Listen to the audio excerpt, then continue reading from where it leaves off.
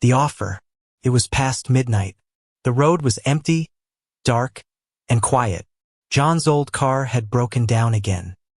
He stood beside it, wiping sweat from his forehead. His phone had no signal, and the nearest town was miles away. He looked up at the sky. The stars were bright, and the moon was full.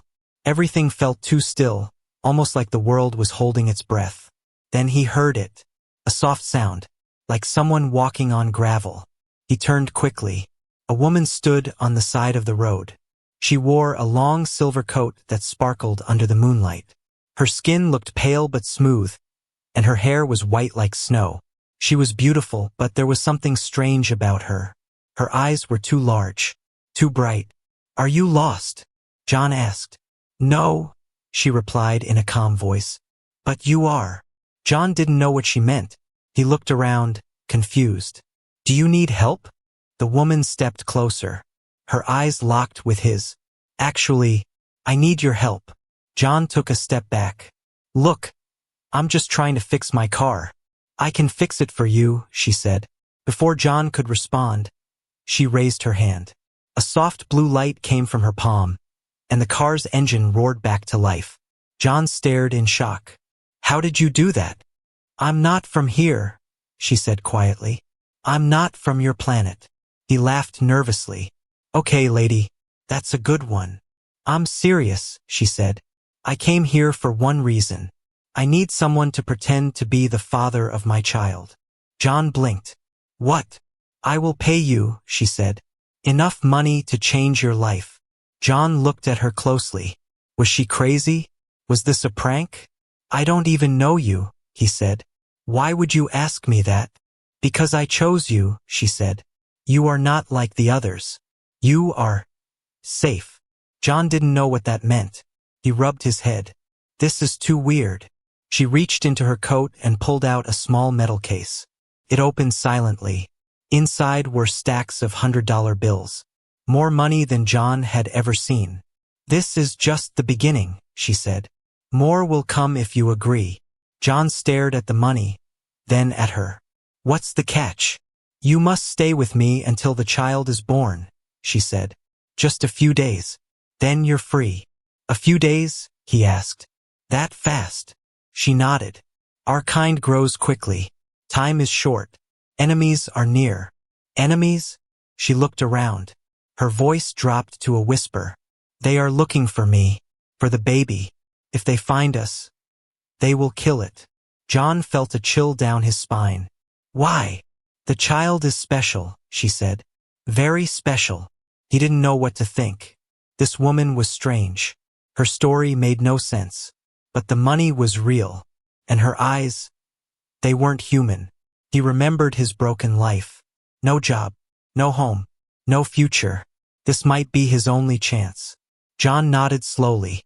"Okay, I'll do it." The woman smiled. "Thank you." She handed him a silver bracelet. "Wear this. It will protect you." He slipped it on. Felt warm, almost alive. She looked at the sky. "We must go. Now." They walked toward the forest at the edge of the road. A small silver car appeared out of nowhere, silent, glowing faintly. They got in. The doors closed on their own. The car flew forward, smooth and fast. John tried to stay calm. He looked at the strange woman sitting beside him. "What's your name?" he asked. "You may call me Alara." "Alara," he repeated. She turned to him. Her eyes glowed faintly in the dark. "Remember, John, no matter what you see or hear, do not leave. Do not run." He swallowed hard. "Why not?" "Because if you leave," she said, her voice suddenly cold, "we both die." John stared out the window as trees blurred past. He had just made a deal with someone or something not from this world, and deep inside, he knew his life would never be the same again. John opened his eyes to silence. He didn't remember falling asleep, but now he was lying on a soft white bed in a room that didn't look like anything on earth. The walls were smooth and glowing faintly. There were no windows, no doors. The air smelled clean, too clean. He sat up quickly. Where was he? Then he heard footsteps. Soft, careful.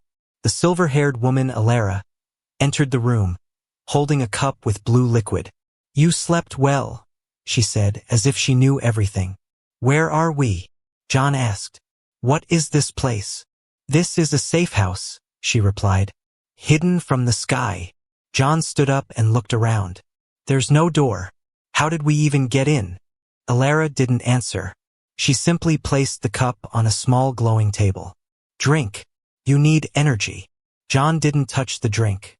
"I want to know what's really going on," he said. "You gave me money. You said pretend to be the father of your child. But this feels like something else." Alara looked at him with serious eyes. "You're right." She pulled out something from her coat. A thin, black sheet that looked like glass.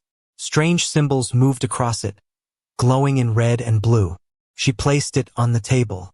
"This is the agreement," she said. "It is written in my language." John stared at it. "I can't read that." "You don't need to," she said. "I will tell you what it says." She began slowly, her voice calm and steady. "You will stay with me until the child is born. You will protect the child with your life. You will not tell anyone what you see here. In return, you will be rewarded beyond your imagination." John nodded slowly. "Okay. And what if I break the agreement?" Alara's eyes turned sharp. "Then the agreement will break you." Before he could ask what that meant, she took out a small needle. It sparkled, glowing green.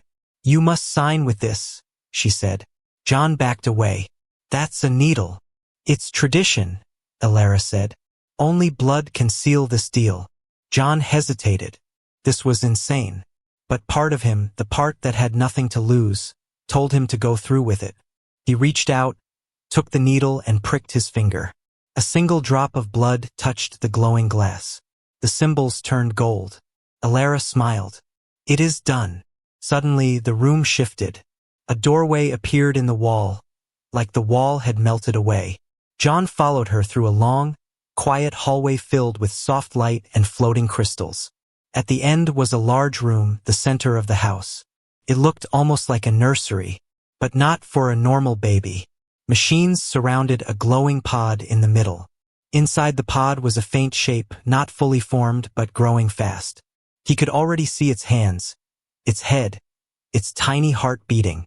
"That's the baby?" John asked. "Yes," Alara said. "Your role begins now."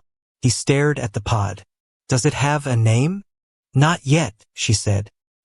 "He will name himself." John was confused. "What do you mean?" "Our kind, when born with power, they choose their own names at birth." John looked again at the baby. Something about it pulled at him. He didn't understand why, but he felt a strange connection, like he was meant to be there. Suddenly, the lights in the room flickered. Alara's calm face turned alert. "They're scanning. They're near."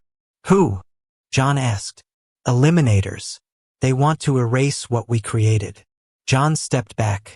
"You said we were safe." "We are for now," she said. "But you must follow one more rule." She pointed to a door at the back of the room.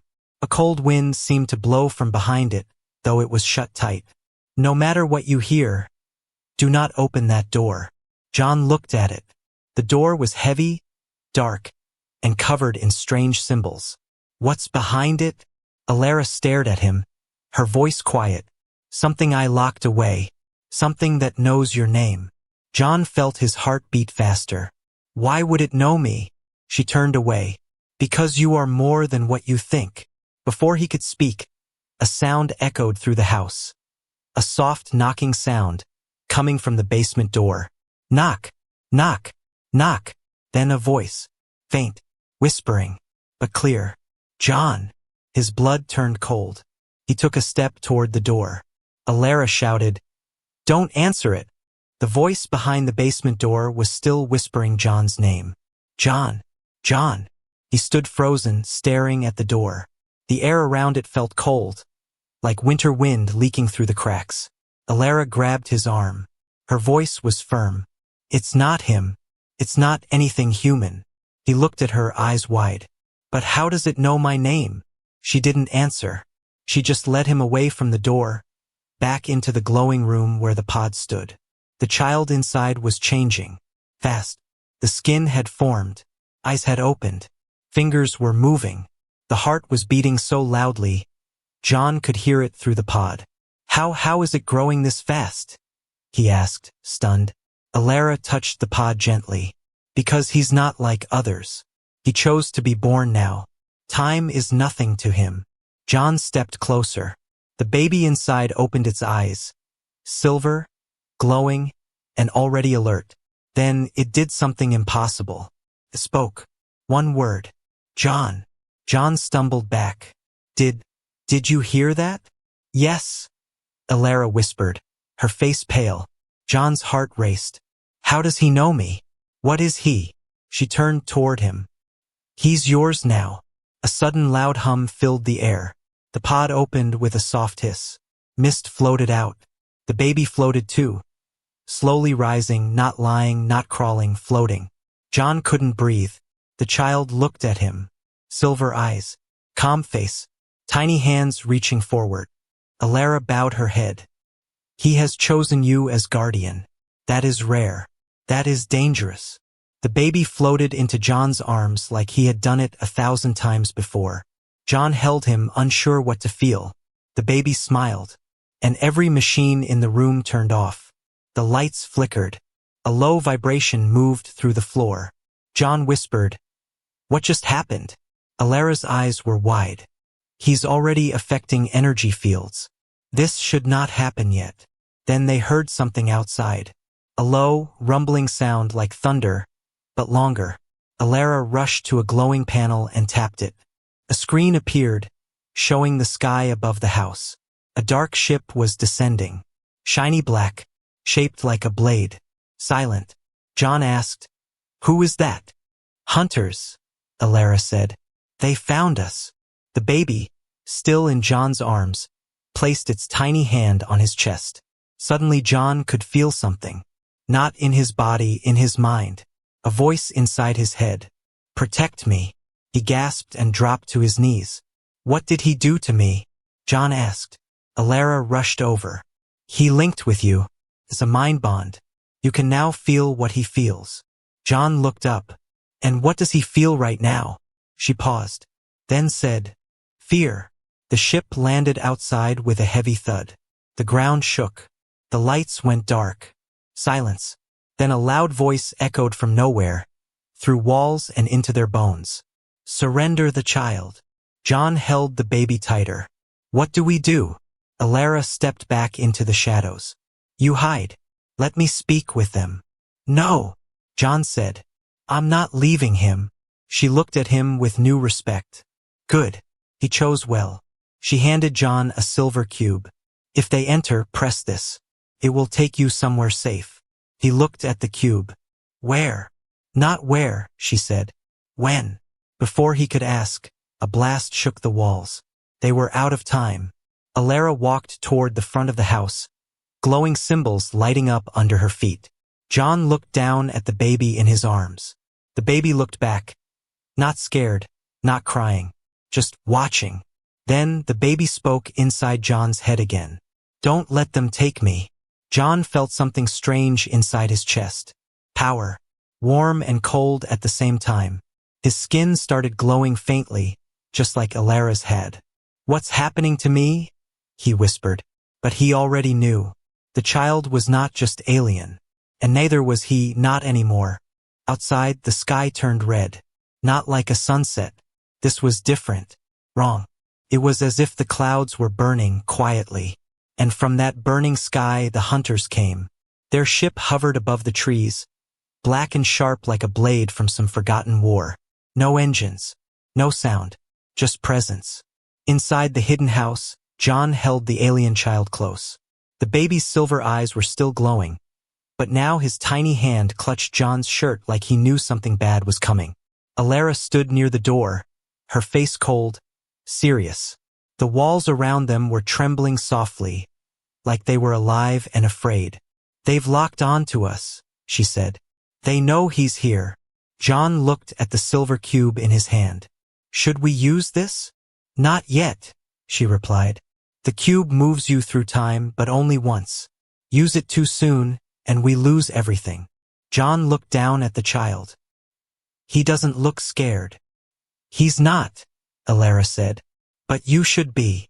Suddenly, a voice echoed through the house again. We are not here for you, Alara. Only the child. John looked around. They're speaking inside the house? They're inside our minds, she said. They are called the Null Order. They erase things. People. Planets. History. They want him gone before he grows stronger. Why? John asked. He's just a baby. Alara's voice became quiet. Because he is not just a child. He is the last starborn. Before John could ask more, the house shook violently. The front wall melted away, not broken, just erased. 3 hunters stepped inside. They were tall, armored in black glass, their faces covered with silver masks that showed no eyes, no mouth. Only reflection. John took a step back. The lead hunter raised one long hand. Give us the hybrid, and we will spare your mind. Alara stepped between them. He is under the Guardian's protection now. One hunter tilted his head. This human? He is not one of us. Alara spoke sharply. He is now. The hunters moved fast, too fast. Alara jumped forward, energy blasting from her hands. Blue light crashed against the walls, lighting the entire room. John held the child and ducked behind the pod, heart racing. A blast of black energy missed his head by inches. Furniture melted. Walls cracked. Alara was fighting them alone, and losing. The lead hunter threw her across the room. She hit the wall hard and fell, not moving. John shouted, Alara! The baby suddenly turned to look at the hunters. He raised one small hand, and the entire room went silent. The hunters froze. Not like statues, like time had stopped only for them.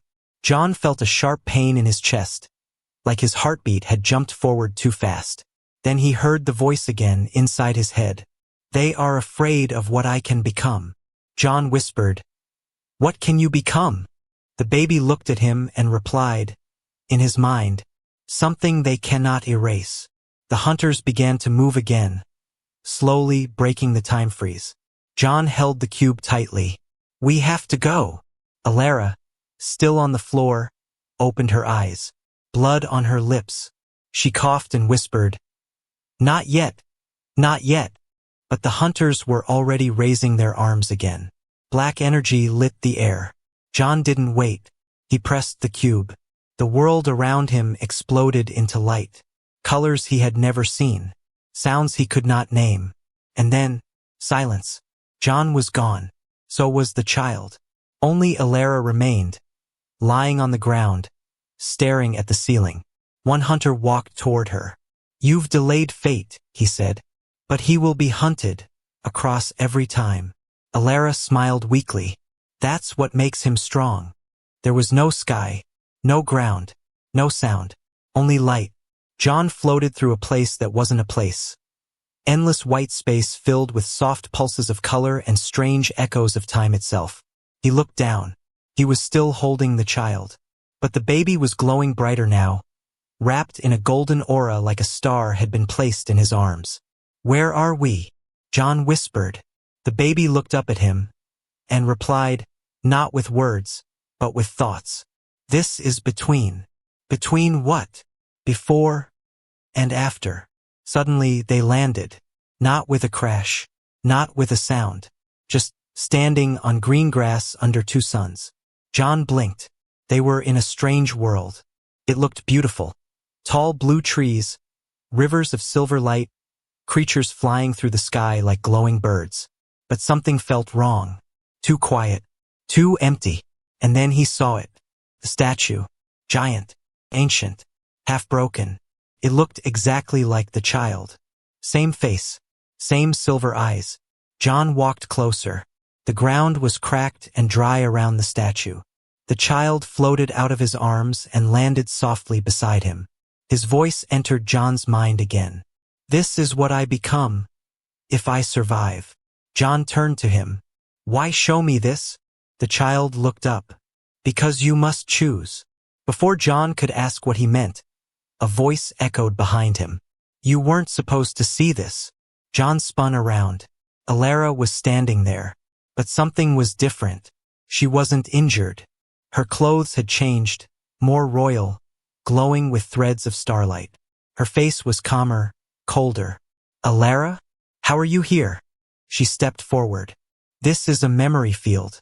I left it in the cube. For if you used it. You planned this.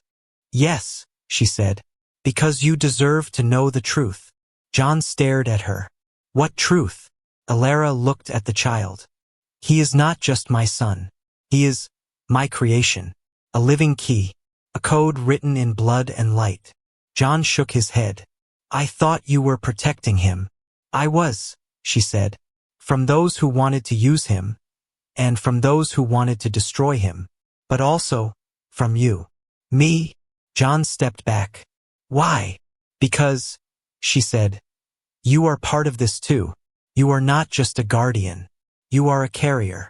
John felt a pulse inside his chest. What did you do to me? Alara stepped closer. You were chosen before you were even born. You carry ancient human DNA. Pure, untouched, hidden for thousands of years. Only your body could hold the code safely.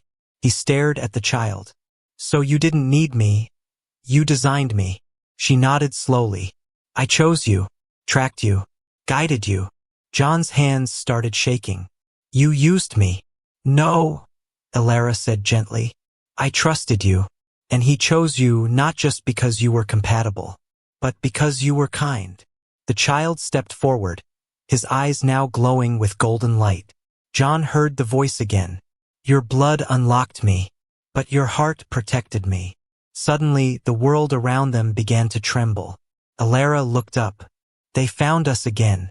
Even here. The skies turned black. The silver rivers began to dry. A sharp hum filled the air. John turned to Alara. What now? There's one more place to go, she said. But I can't follow. What do you mean? This memory was all I had left. In the real world, I'm gone. John froze. The woman who started it all, the one who lied to him, helped him, saved him, was dead. But she had left him something far more important than answers. She had left him a mission. The child floated back into his arms. And this time, John didn't feel human. He felt ready.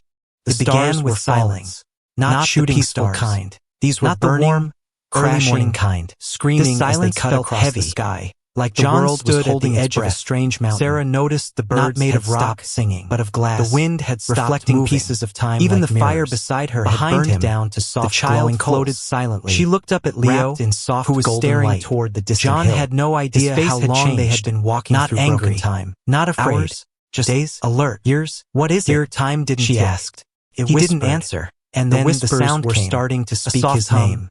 He looked into one of the mirror-like stones. Mechanical. And what he saw wasn't himself. She stood slowly. It was Alara, ignoring holding the pain him as a baby. From beyond the tree line started shaking. They appeared. No. 3 human transports. That's not 6 possible. Soldiers in full gear. The child looked 2 up drones at him, hovering eyes like glowing brighter now. And at the front, she didn't only create a woman in a black coat. The voice said inside she wore no helmet. She created you too. John turned slowly. Leo sighed. What are you talking about? Reeve. The child floated closer. She said we were both a few feet away. Grown. Her eyes flicked for each other. So she lied to both of us. The rumors were true. John stepped back. Didn't know there were rumors. Afraid. Leo muttered. But you didn't report the Valari girl. My childhood. She said. False desertion of duty. The child said. You know that. You were born. I didn't report her. Just Leo said calmly. They planted because a past she wasn't in your mind to make you believe you were normal. She's an alien soldier. Everything he knew. She's a witness. His memories, his Sarah life stood straighter. Were a story I didn't come to spy. Written for him. I didn't even mean to survive. He was Reeve built. Looked at her coldly. Then another voice. Your kind doesn't need to mean it. Survival itself wasn't dangerous. It was Leo stepped forward, but not gentle. She saved my life. Reeve raised an eyebrow. You were never supposed to know. Did she now? She said. When her people came back, a hologram of Alara she could have turned me in the air. Let them kill me. She calculated. Reeve you turned her perfect genetic Sarah. Base. Why? She continued. Sarah swallowed. Human, but because clean. He didn't kill me. The child needed when he had every reason to survive the fusion. The soldiers behind you were the final part among the design.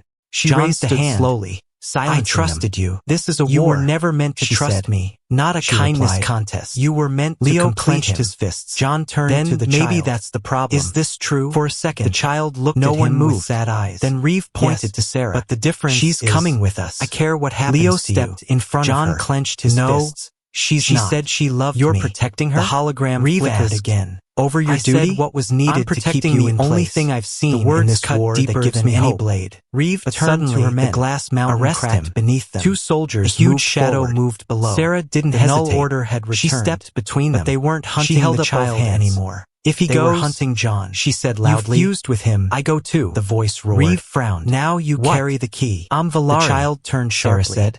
You must think run. I'm dangerous. You are the That last I'm a part threat they need. Fine. No, Take me, John said. but you take me instead. Eyes burning now Let him with go. faint golden light. Leo's voice I'm broke done slightly. running.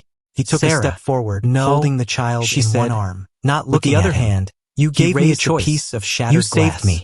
You Still listened. glowing with No Alara's one else final ever message. did. And Reeve crushed it. laughed once. The sky turned You think black. we negotiate Then with gold. aliens? A power No, lit up inside John, Sarah said. wild, But ancient, maybe alive. you listen to your own. The child whispered She turned one to the final soldiers. message in his You mind. follow orders. If we survive right? this, even if they're I'll wrong, give you back your the truth. youngest soldier John smiled hesitated. sadly. Reeve stepped Then let's forward. make sure we do. Enough. She drew her sidearm. You both want to die for this lie? Sarah looked down the barrel of the gun, heart pounding. She didn't move. I'm not afraid of you, she said. Not anymore. The gun trembled slightly. Leo stood beside her now. No weapon, no shield, just presence. You'll have to shoot us both, he said. Reeve's hand twitched. Then, one of the soldiers lowered his weapon. Then another. Then another. You said we fight monsters, the young soldier said softly. But she's not a monster. You are. Reeve's eyes went wide. You. But by then, her command had vanished. She was alone. She lowered her gun slowly. This isn't over, she hissed. No, Leo said. But it's changing. Reeve walked away without another word. Her boots crushed the fallen leaves like broken promises. Silence returned. Sarah collapsed to her knees, shaking. Leo caught her. You didn't have to do that, he said. I did, she whispered, because for once, I chose what I became. And for the first time, she wasn't caught between two worlds. She was building a new one. The world was ending. Not in fire, not in war, in silence. Time itself was cracking. Mountains floated. Skies folded like paper. The space between seconds had torn open, and John stood at the center of it, holding the child in his arms, glowing brighter than a star. Behind him, the last doorway was still open, a swirling portal back to Earth, back to peace. He could run. He could leave. He could survive. But not both of them. The child looked up at him, calm, glowing, ancient. They will follow us wherever we go, the child said inside John's mind. Unless we end it here. John stepped forward. The Null Order was waiting. Dozens of them. Black armor. Silver masks. No eyes. No soul. They spoke as one. Give us the source. Step aside, and we will spare you. John held the child tighter. No. The air turned cold. The sky split open above them. A massive figure descended. Tall as a tower, covered in shifting shadows. The architect of the Null Order. He didn't speak in words. He injected them into minds. You were designed to serve, not choose. John shook his head. You're wrong. I was designed. But I chose. He placed the child on the ground. The baby stood on his own now, older than before, already a young boy. Eyes glowing gold, hair bright as starlight. He turned to John. I'm ready. John looked at the portal one last time. It would lead him back to a normal life. No aliens. No power. No truth. He smiled sadly. I don't want normal anymore. He turned away from the exit and walked beside the boy. I want real. The architect raised a massive hand. Darkness gathered like a storm. John held out both arms, and the boy stepped into his chest. They became one. Light exploded. A sun was born. The ground shattered under the force of the fusion. The Null Order tried to resist, but their armor cracked. Their voices faded. Their minds melted into silence. The architect reached out, roaring. But he was too late. John was no longer John. He was the fusion of man and future, heart of a human, mind of a starborn, power of both. With a single wave he erased the null order. Not with violence, but with light. Time stopped, then restarted. But different. He stood alone again on Earth. Same broken car. Same highway. Same stars above. But now, everything had changed. A soft voice echoed behind him. You did it. He turned. A child stood there. Same silver eyes. Same smile. But older now. Real. Free. You gave me a future, the boy said. John smiled. You gave me a reason. The child stepped into the forest, light following his every step. John looked up at the stars. They didn't feel far anymore. They felt like home.